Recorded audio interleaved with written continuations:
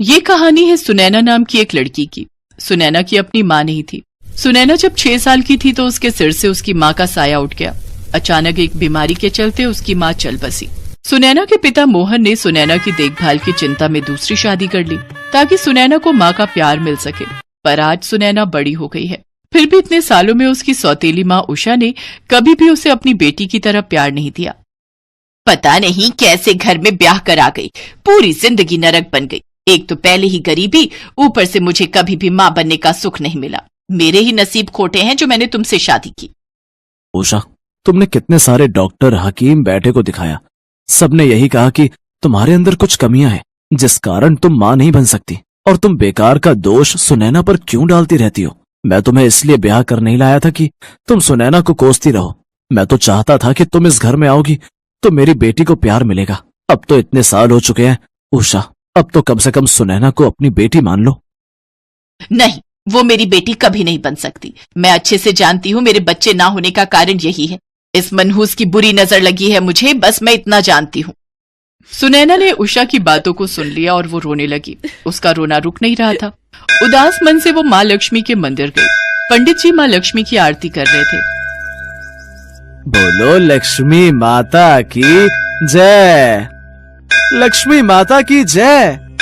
पंडित जी, दिवाली का त्योहार आने वाला है, मंदिर में साज सज्जा की तैयारी में कोई सेवा हो तो बताना। हाँ बिल्कुल, अगले हफ्ते ही तो दिवाली है, तैयारी शुरू हो ही गई समझो। पंडित जी, माँ लक्ष्मी से जो भी मांगो वो सभी इच्छाओं को पूरा करती है ना? हाँ बेटी, सच्चे मन से की गई प्रार्थना माँ लक्ष्मी अवश्य सुनती है। तुम उनसे सच्चे मन से जो भी मांगो वो इच्छा जरूर पूरी करती है। माँ लक्ष्मी, आप तो जानती हो, माँ के जाने के बाद मैंने कभी भी दूसरी माँ को सौतेली माँ नहीं माना। मैंने हमेशा उन्हें अपनी माँ ही माना है, पर वो ना जाने मेरे से क्यों इतनी नफरत करती हैं। उनका ये व्यवहार देखकर मेरा मन बहुत दुखता है। कुछ ऐसा कर दो माँ कि माँ मेरे से नफरत करना छोड़ दे, वो मुझे अपनी बेटी मान ले। सुनैना का मन बहुत दुखी होता था जब वो अपनी माँ को इस तरह से व्यवहार करता देखती थी। बापू, आप कब तक लौटोगे? 2 दिन तो लग ही जाएंगे। तुम्हें भी अभी जाना था? पता है दिवाली के कितने सारे काम हैं। मेरे हाथ पैरों में पहले ही दर्द रहता है। और कल सुबह तुम्हें पता है मेरी बहन अपने पति के साथ दिवाली देने आ रही है। कितना काम हो जाएगा। क्या करूं उषा, जाऊंगा नहीं तो कमाऊंगा कैसे? आगे सुनैना का ब्याह भी तो करना है। आ जाऊंगा दिवाली से 1 दिन पहले। मोहन काम से चला जाता है। उसके जाते ही उषा अपना रंग दिखाना शुरू कर देती है। कान खोलकर सुन ले, सारे घर की सफाई तुझे ही करनी है। कूड़ा घर में दिखाई ना दे और खाना भी बढ़िया बनाना है। मेरी बहन और उसका पति बिल्कुल भी ये ना सोचे कि खातिरदारी में कोई कमी रही है। मैं सोने जा रही हूँ, चल तू काम पर लग जा। सबसे पहले सामने की अलमारी साफ कर ले। माँ, वो बहुत ऊंची है, मेरा हाथ वहां तक नहीं जाएगा, और उसमें तो भारी भारी संदूक रखे हैं। इतनी ऊपर से उठाना बहुत मुश्किल है। देख सुनैना, मेरे सामने कोई नाटक नहीं चलेगा। चुपचाप जितना कहा है उतना कर। जा ऊपर की अलमारी में से सारे संदूक उतार और उन्हें साफ करके वापस रख। सुनैना ऊपर बनी ऊंची अलमारी में से भारी भारी संदूक उतार कर नीचे रखने लगती है। सुनैना सीढ़ी पर चढ़ी हुई थी। वो जैसे ही संदूक लेकर सीढ़ी से नीचे उतरने लगती है, अचानक उसका पैर लड़खड़ा जाता है और वो सीढ़ी के साथ जमीन पर जोर से गिरती है। सुनैना दर्द से चिल्ला पड़ती है। उसके सीधे हाथ में बहुत चोट आई थी और खून भी निकल रहा था। पर मजाल है कि उषा उसे संभालने भी आई हो। वो तो बल्कि उस पर और गुस्सा होने लगी। सत्यानाश हो, काम की न काज की, दुश्मन अनाज की। जरा सी अलमारी क्या साफ करने को बोल दी तेरे से, वो तक नहीं हुआ। ऊपर से ये मुसीबत और करके बैठ गई। अब ये मत सोच कि मैं तुझे डॉक्टर के पास ले जाऊंगी। चुपचाप इस पर कपड़ा बांध और बाकी के काम कर। माँ, मेरे हाथ में खून निकल रहा है, बहुत दर्द हो रहा है। मेरे हाथ से कुछ भी नहीं उठाया जा रहा। मैं सफाई कैसे करूंगी माँ? सफाई तो तुझे करनी पड़ेगी, वरना तू मेरे गुस्से को जानती है। चाहे पूरी रात लगे, सफाई का काम कल सुबह से पहले पूरा हो जाना चाहिए। कल सुबह ही मेरी बहन और उसके पति आ जाएंगे। मैं सोने जा रही हूँ, सारे काम करके रख। सुनैना भूखी प्यासी दर्द से कराहती हुई सफाई करने लगी। उसकी आंखों में आंसू थे। वो बहुत रो रही थी। तभी उसे पंडित जी की कही बात याद आ गई। पंडित जी ने कहा था कि माँ लक्ष्मी से जो भी मांगो वो इच्छा पूरी करती हैं। हे लक्ष्मी माँ, मेरी मदद करो। मैं ये सफाई कैसे करूँ, कुछ समझ नहीं आ रहा। सुबह तक अगर सफाई नहीं हुई तो माँ मुझ पर बहुत गुस्सा करेगी। बापू भी घर पर नहीं है। माँ लक्ष्मी, मैं आपको याद कर रही हूँ, मेरी प्रार्थना सुनो। रोते रोते सुनैना की आंख लग गई और वो माँ लक्ष्मी का नाम लेते लेते सो गई। तभी वहां माँ लक्ष्मी प्रकट होती हैं। माँ लक्ष्मी अपने चमत्कार से कुछ ही पलों में सारे घर की सफाई कर देती हैं। पूरा घर चमचमा रहा था। माता लक्ष्मी के आशीर्वाद से सुनैना की चोट भी ठीक हो जाती है। माँ लक्ष्मी सुनैना के सिर पर प्रेम से अपना हाथ रखती हैं। तभी उषा की आंख खुल जाती है और वो माँ लक्ष्मी को देख लेती है। उषा रोती हुई माँ लक्ष्मी के चरणों में गिर जाती है। सुनैना भी उठकर खड़ी हो जाती है। वो अपने सामने माँ लक्ष्मी को देखती है तो उसकी आंखों में आंसू आ जाते हैं। हे माँ लक्ष्मी, मुझे माफ कर दो। आपके दर्शन पाकर सचमुच मैं धन्य हो गई। माँ लक्ष्मी, आपने मेरी प्रार्थना सुन ली, आप आ गई। सुनैना पुत्री, जब भी कोई भक्त मुझे सच्चे मन से याद करता है, मैं उसकी प्रार्थना सुनकर अवश्य आती हूँ। और तुमने मुझे सच्चे हृदय से याद किया था, इसलिए मुझे तो आना ही था। पर उषा, मैं तुमसे रुष्ट हूँ क्योंकि तुम सुनैना को अपनी पुत्री नहीं मानती हो। इसके विपरीत सुनैना तुम्हारे मुंह से पुत्री शब्द सुनने के लिए सदैव मुझसे प्रार्थना करती रहती है। मैया, मैं अब आपको किसी भी शिकायत का मौका नहीं दूंगी। अब से सुनैना मेरी बेटी है। मैं इसे किसी भी चीज की कोई कमी नहीं होने दूंगी। मैया, सदैव अपनी कृपा हम पर रखना, हमसे नाराज मत होना। हे माँ लक्ष्मी, आपने मेरी प्रार्थना सुनी, मुझे माँ मिल गई। मुझे और कुछ नहीं चाहिए, बस आप सदैव मेरे साथ रहना।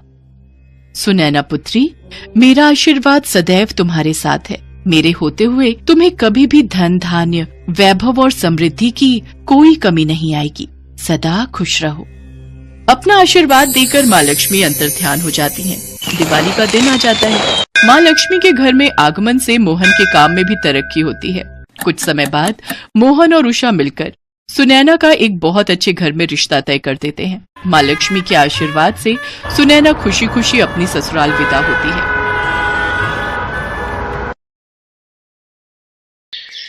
माँ सरस्वती ब्रह्मलोक में बैठी अपनी वीणा बजाने में मुग्ध थी।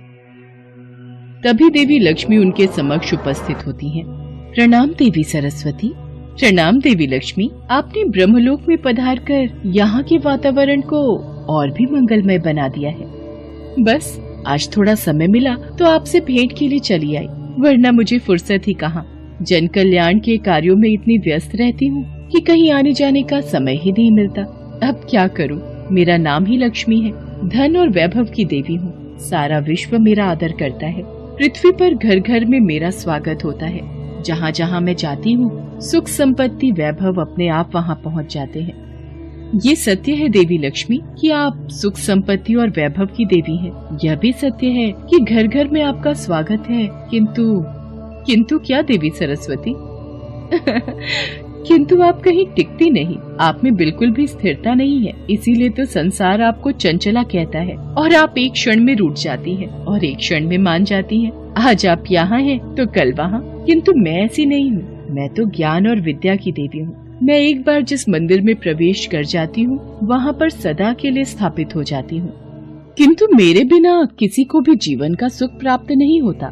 मैं धन हूँ देवी सरस्वती, और निर्धनता सबसे बड़ा अभिशाप है।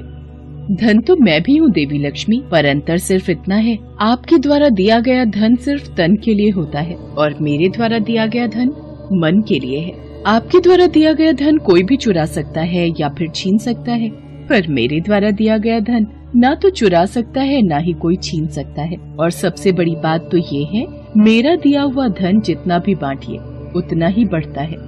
देवी सरस्वती, आप जानती हैं राजा को राजा क्यों कहते हैं? क्योंकि उसके पास मैं हूँ। आप भूल रही हैं देवी लक्ष्मी, ताज मुकुट का तब तक कोई अर्थ नहीं जब तक उसके पीछे राज तिलक का आधार ना हो, बल ना हो, संस्कार ना हो। राज तिलक के पीछे शक्ति होती है मंत्र की, विद्या की, ज्ञान की। और सच तो ये है देवी लक्ष्मी, जिसके पास मेरी दी हुई बुद्धि की शक्ति ना हो, उसके पास आपका दिया हुआ धन भी नहीं रह सकता। देवी सरस्वती, आप अपने मीठे मीठे वचनों के मायाजाल में ना जाने क्या कुछ बोल रही हैं। शायद आप नहीं जानती देवी लक्ष्मी, मीठी वाणी वातावरण में रस घोल देती है। शब्द जब मंत्र बन जाता है तो उसमें दिव्यता आ जाती है। वाणी का जब दिव्यता से मेल होता है तब वह कंठ की शोभा बढ़ जाती है और पूरा संसार उन मीठे वचनों को सुनने के लिए प्रेरित हो जाता है। पर सच तो यह है देवी सरस्वती, मेरे आने से उदास वातावरण भी रंगमय हो जाता है। मेरा आगमन रोते हुए को हंसा देता है। और ये बात तो आपने अवश्य सुनी होगी कि भूखे पेट तो भजन भी नहीं होता। देवी सरस्वती, अब तो आपको मानना ही होगा कि मैं श्रेष्ठ हूँ। देवी लक्ष्मी, ज्ञान और धन में यदि कोई श्रेष्ठ है तो वह है ज्ञान, क्योंकि ज्ञानी व्यक्ति की पूजा तो राजा भी करते हैं, अतः श्रेष्ठ मैं हूँ। देवी सरस्वती, हम इस विवाद में ना पड़कर कि हम दोनों में से कौन श्रेष्ठ है, हम इस बात का फैसला भगवान विष्णु पर छोड़ते हैं कि हम दोनों में कौन श्रेष्ठ है। मुझे स्वीकार है देवी लक्ष्मी। ठीक है देवी सरस्वती, तो चलिए। देवी सरस्वती और देवी लक्ष्मी इन दोनों में कौन श्रेष्ठ है, इस बात का फैसला सुनने के लिए वो दोनों भगवान विष्णु के पास पहुंची। देवी गंगा भगवान विष्णु के समक्ष पहले से ही उपस्थित थीं। देवी लक्ष्मी भगवान विष्णु के समक्ष बैठ जाती हैं, पर वो देवी सरस्वती को बैठने के लिए नहीं कहती हैं। इस पर देवी सरस्वती देवी लक्ष्मी से कहती हैं, हे देवी लक्ष्मी, आप मुझे स्वयं यहाँ लेकर आई हैं, पर आपने मुझे आसन ग्रहण करने के लिए नहीं कहा। क्या विष्णु लोक में अतिथियों का सत्कार इसी प्रकार किया जाता है? क्षमा कीजिए देवी सरस्वती, देवी लक्ष्मी तो भगवान विष्णु के हृदय में निवास करती हैं और मुझे अपने चरणों में रहने का अधिकार स्वयं भगवान विष्णु ने ही दिया है। और रही आपकी बात, आपके लिए तो सदैव ही यहाँ पर स्थान की कमी रहती है। यह समस्या मेरी नहीं, आप ही की है। मैं आपकी अतिथि हूँ, इसलिए आपको अपने स्थान पर मुझे बिठाना चाहिए। देवी सरस्वती, मैं तो अपना स्थान छोड़ने की कदापि सोच भी नहीं सकती, और मैं अपना स्थान छोड़कर भला कहाँ जाऊंगी? तो देवी लक्ष्मी, आप मुझे यहाँ लाई ही क्यों? अब तो यह बात मुझे स्वयं भगवान विष्णु से पूछनी पड़ेगी कि यहाँ मेरा स्थान कहाँ है। किंतु इस समय यह संभव नहीं है देवी सरस्वती। श्री हरि इस समय योग निद्रा में है। तो क्या हुआ देवी लक्ष्मी, मैं उन्हें जगाऊंगी और मैं आपको इसकी अनुमति कदापि नहीं दूं। देवी लक्ष्मी, इस समय आप मेरा घोर अपमान कर रही हैं। देवी सरस्वती, देवी लक्ष्मी सत्य ही तो कह रही हैं। देवी गंगा, मैं जानती हूँ आप देवी लक्ष्मी की हाँ में हाँ क्यों मिला रही हैं, और मैं ये भी जानती हूँ कि मेरे विरुद्ध लगातार आपके कान कौन भरता रहता है। आप गलत समझ रही हैं देवी सरस्वती, भला मेरे कान कौन भरेगा? देवी गंगा, देवी सरस्वती का संकेत मेरी ओर है, ये सोच रही है कि मैं आपको इनके लिए भड़काती हूँ। देवी लक्ष्मी, मुझे संदेह ही नहीं पूर्ण विश्वास है। यह सरासर अन्याय है देवी सरस्वती। यह बात मैं अच्छे से जानती हूँ कि आप भगवान विष्णु के चरणों में स्थान पाने के लिए सदैव ही व्याकुल रहती हैं, किंतु भगवान श्री हरि ने यह स्थान स्वयं मुझे दिया है। आप तो बेकार में ही देवी लक्ष्मी पर क्रोधित हो रही हैं। गंगा सत्य कह रही है देवी सरस्वती। मैं भली भांति जानती हूँ आप दोनों मिलकर मेरे खिलाफ कोई षड्यंत्र रच रही हैं। देवी सरस्वती, यदि आपके मन में देवी लक्ष्मी के लिए कोई बैर है तो कृपया करके मेरे साथ भी इस तरह का व्यवहार नहीं करें, तो यही उचित होगा। देवी गंगे, मैं जानती हूँ, मैं स्वयं इतनी सक्षम हूँ कि एक दिन मैं अपने ज्ञान, अपनी बुद्धि और अपनी योग्यता से भगवान श्री हरि के चरणों में ही नहीं, उनके हृदय में भी स्थान जरूर प्राप्त कर लूंगी।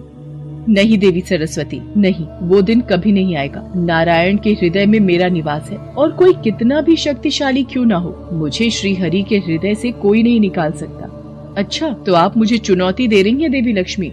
देवी सरस्वती, आपका विवाद गंगा से आरंभ हुआ था और आज आपने उस विवाद को आगे बढ़ाकर मेरे तक पहुंचा दिया। देवी सरस्वती, यदि आपको मेरे से ईर्ष्या है कि मैं धन वैभव की देवी हूँ, तो इसमें बुरा मानने वाली कौन सी बात है? यह स्थान तो मुझे स्वयं आदिशक्ति परमेश्वरी ने दिया है। अच्छा देवी लक्ष्मी, आपको इतना अहंकार है अपने वैभव और ऐश्वर्य पर, तो मैं आपको इस स्थान से अर्थात विष्णु लोक से दूर करती हूँ। मैं आपको श्राप देती हूँ, आप विष्णु लोक छोड़कर धरती पर चली जाएंगी।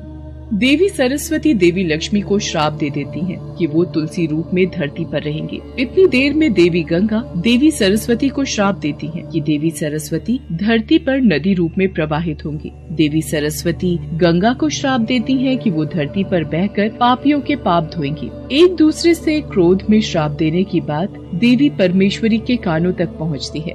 परमेश्वरी देवी, कि आपकी रचाई दोनों शक्तियाँ लक्ष्मी और सरस्वती आपस में झगड़ा कर रही हैं, ऐसा क्यों? देवी काली, धन और बुद्धि में तो सदैव संघर्ष रहा है। इन दोनों ने सदैव ही अपने आप को श्रेष्ठ कहा है। ऐश्वर्य कहता है उसके बिना सब व्यर्थ है और ज्ञान कहता है उसके बिना सब व्यर्थ है। दोनों के बीच श्रेष्ठता का ये युद्ध सदैव चलता रहा है और आगे भी चलता रहेगा। परंतु इसका परिणाम क्या होगा? ये तीनों देवियां कहाँ जाएंगी? देवी काली जन कल्याण की सहायता के लिए देवी लक्ष्मी राजा धर्मध्वज के घर तुलसी रूप में जन्म लेगी। देवी सरस्वती एक कल्याणकारी जलधारा के रूप में प्रकट होंगी और देवी गंगा को भागीरथ नाम का एक महान तपस्वी राजा धरती पर उतार कर ले जाएगा। हे देवी परमेश्वरी, ये सब आप ही की इच्छा से हो रहा है। आपकी लीला अपरंपार। देवी लक्ष्मी, आप किस चिंता में हैं? स्वामी, मुझे देवी सरस्वती ने श्राप दिया है कि मैं पृथ्वी लोक पर एक साधारण मानव रूप में आपसे दूर रहूंगी। देवी लक्ष्मी, ये श्राप के कारण नहीं है, ये तो विधि का विधान है। ये पहले ही तय हो चुका था। वो देखिए, पृथ्वी लोक पर राजा धर्मध्वज, जिनकी कोई संतान नहीं है, वो आपको संतान रूप में पाने के लिए बहुत समय से तपस्या कर रहे हैं। उनके शरीर पर मिट्टी ने अपना कब्जा कर लिया है और कहीं ऐसा न हो कि देर हो जाए, कोई वन्य जीव जंतु उनको अपना शिकार बना ले। ओम श्री लक्ष्मी देवाय नमः। ओम श्री लक्ष्मी देवाय नमः। ओम श्री लक्ष्मी देवाय नमः। ओ कमल लोचन, ये मैं क्या देख रही हूँ? राजा धर्मध्वज तो मेरे ही नाम का स्मरण करके तपस्या कर रहे हैं। मुझे उनको वरदान देना ही होगा। परंतु देवी सरस्वती ने मुझे श्राप दिया था कि मुझे आपसे दूर होना होगा। मैं आपके बिना पृथ्वी लोक पर कैसे रहूंगी स्वामी? देवी लक्ष्मी, आप इस बात की चिंता मत कीजिए। जिस तरह आप मेरे बिना अधूरी हैं, उसी तरह ये विष्णु लोक और मैं भी आपके बिना अधूरे हैं। मैं आपसे बहुत जल्द मिलूंगा। आप अपना कर्तव्य निभाइए। मुझे आज्ञा दीजिए नारायण।